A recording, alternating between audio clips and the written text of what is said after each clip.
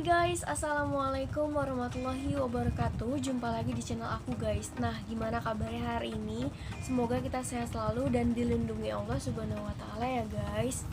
Seperti biasa, aku bakalan share ataupun kasih informasi perihal yang aku ngerti, yang aku paham ya guys.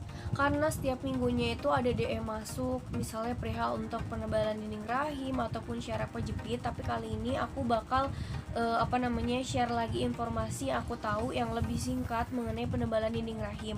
Karena aku sempat ngalamin di 2020 di tahun lalu, kurang lebih pertengahan tahun lah ya, kurang lebih Juni Juli gitu.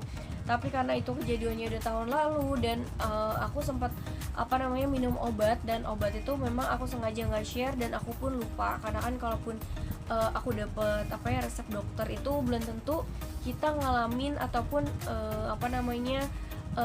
penebalan dinding rahim yang sama, karena kan kasus tiap orang tuh beda, entah penebalannya misalnya berapa senti atau misalnya punya kelainan lain, itu kan kita nggak tahu ya. Jadi aku di sini memang tidak men-share untuk komposisi atau misalnya resep obat apa aja yang dokter kasih buat aku, karena menurut aku itu bahaya banget. Walaupun memang kita tuh misalnya sempat ngalamin namanya penebalan dinding rahim, tapi jujur sih guys, aku bakal kasih tips yang aku jalanin pada saat aku bisa siklus haid itu normal kembali dan tidak keluar haid lagi. Haid di sini adalah keluar haid dari masanya atau dari siklusnya. Kalau misalnya udah keluar haidnya misalnya 7 hari, ternyata keluar lagi, biasanya kan flex sehari 2 hari itu selesai. Tapi ini continue, tidak berhenti, misalnya entah sampai 1,5 bulan ataupun 2 bulan. Nah itu mesti dicurigai, kita harus cek ke dokter.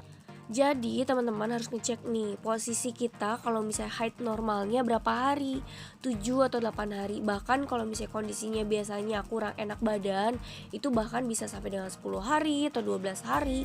Kalau lebih dari itu harus kita segera cek ke dokter. Kita nggak tahu nih kondisi di dalam tubuh kita kayak gimana, segera cek ke dokter. Kemudian nanti kita di USG, misalnya USG-nya entah transvaginal dan lain-lain. Mulai dari makanan, minuman, kemudian misalnya cara memasak itu memang sangat berpengaruh banget buat badan kita. Kalaupun memang aku bukan ahli gizi ataupun ahli kesehatan, tapi minimal aku bakal share yang memang sekiranya aku ngerti. Nah pada saat penebalan dinding rahim aku cari info nih, karena kan setiap orang itu punya hormon yang berbeda gitu kan. Nah pas datang ke dokter cuma bilang jangan makan daging merah gitu kan. Itu cuman dokter pertama cuma bilang itu jangan makan daging merah, alias misalnya kambing ataupun sapi. Jadi misalnya teman-teman kalau mau makan ya misalnya telur, ikan ataupun misalnya ayam. Nah kali ini aku bakal kasih informasi untuk akun Instagram panduan aku belajar dari mana gitu, kalau misalnya bikin komposisi minuman-minuman yang pas waktu sakit penebalan dinding rahim. Itu aku dibarengi sama minum obat dari dokter, misalnya dari dokter pagi, terus minuman rempahannya itu malam. Nah teman-teman bisa cek di Instagram Ibu Sulistiawati 05, kita pilih highlightnya yang wanita. Nah di situ tinggal kita pilih nih kasus yang kita lagi alamin, entah misalnya detoks reproduksi atau misalnya sakit keputihan dan lain-lain. Nanti teman-teman bisa cek di sini. Terus nanti makanan atau misalnya minuman yang sekiranya harus dihindari apa aja. Misalnya kalau misalnya pada saat penebalan dinding rahim tuh aku minyaknya diganti sama minyak kelapa guys. Dan waktu sakit pun aku tuh ngindarin gorengan, atau misalnya gorengan sekiranya memang butuh banget aku makan cuma satu. Kemudian berasnya itu diganti beras merah. Kalau misalnya lagi nggak kuat banget ya aku campur, misalnya beras merah sama beras putihnya tuh aku gabungin pas lagi masak. Nah teman-teman yang sekiranya nggak sempat buat rempahan atau komposisi kayak gini, di akun JSR Store itu biasanya jual untuk jamu yang tinggal seduh, itu misalnya detox rahim. Nah itu di dalam satu bungkusnya itu bisa 10 kali minum atau seduh lah guys. Ini bukan endorse ya guys, jadi teman-teman nanti bisa cek sendiri atau misalnya mau bikin sendiri pun silahkan.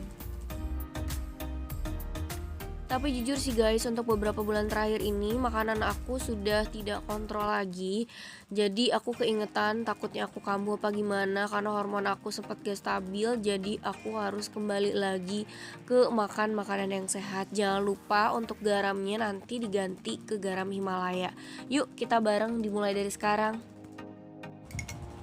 Ntar dulu ya, ngomong seret mulu suara, ya Allah. Kayak gini nih kalau misalnya udah kemalaman bikin video guys, maaf banget. Ini aku bikin yang ada di rumah aja guys. Kunyit, jahe, serai, apa aja dimasukin. Kalau misalnya ada madu boleh ditambah madu.